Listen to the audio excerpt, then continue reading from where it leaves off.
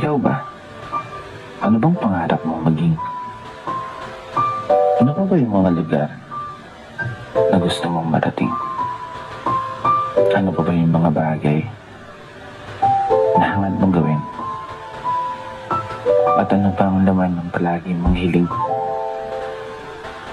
Kaya mo. Palagi rin ako nakaharap sa salamin.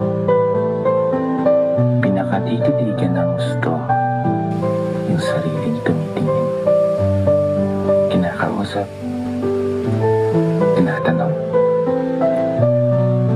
sinisilip ang aking galing.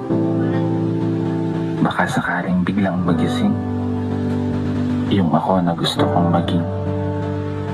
Yung ako na may malayo ng narating. Yung ako na malaya ng bilhin ang kahit anong gusto. Sariling bahay, sariling sasakyan, sariling negosyo. Isang ako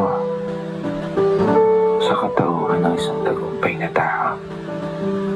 Isang ako na tumama sa loto.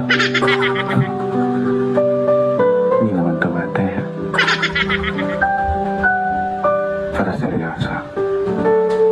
Sarap siguro ng buhay natin, no? Pag naabot mo na yung mga pangarap mo. Kapag nagawa mo ng mapasa kamay lahat ng mga hinahangad mo sa mundong to, at magiging isang kwento na lang yung kung paano at ano yung mga pinagdaanan mo. Isang kwento na maibabahagi mo sa ibang mga tao. Kaya naman, habang nandito tayo sa proseso, huwag na huwag mong susukuan yung mga pangarap mo. Kapag dumating ka man sa punto, palagi kang talo. Humarap ka lang sa salamin at tignan ang sarili mo. At subukan mong tanungin, hanggang dito na lang ba ako? At kapag biglang sumagot yan, tumakbo ka na. Hindi. Seryoso na. Ika nga nila, ang pagsuko ay para lamang sa mga mahihinang nilalang. Kinaya nga ng iba.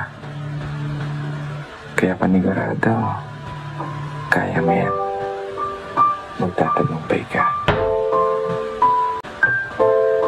Kaya isang pagpupugay para sa lahat ng mga tao na patuloy sumasabay sa hamon ng buhay.